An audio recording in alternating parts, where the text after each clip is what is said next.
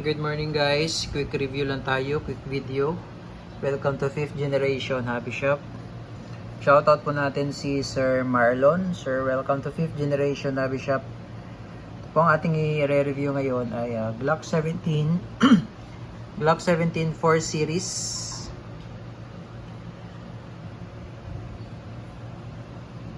Ayan, ito po yung custom design ng Glock 17.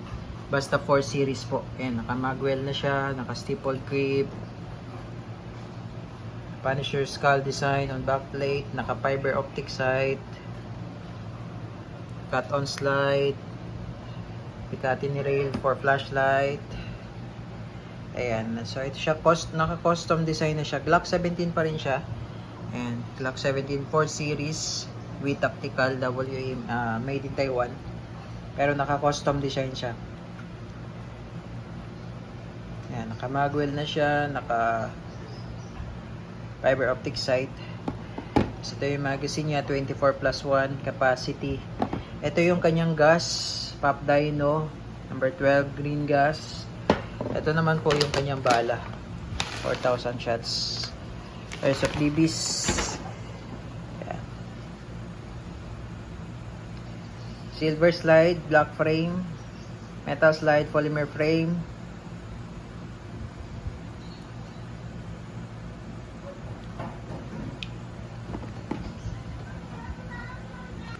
Ayan, so baklasin lang natin yung slide.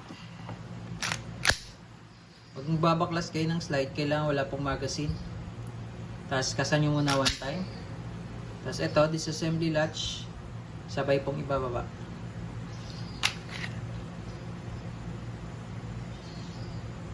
Ayan.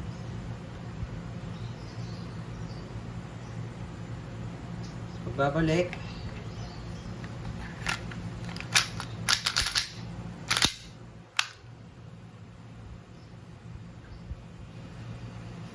Glock 17 4 series.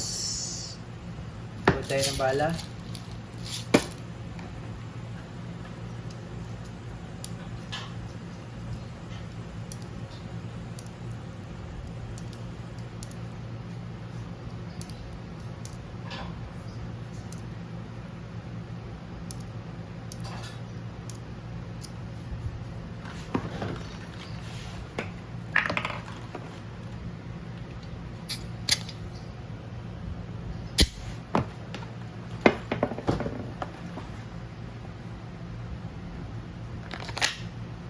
Testing.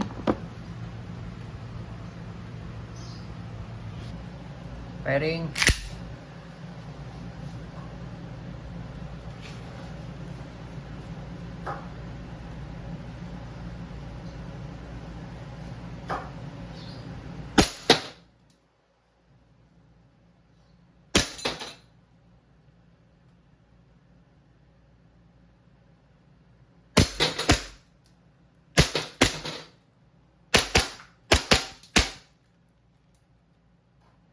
Slide, release mag, hammer down.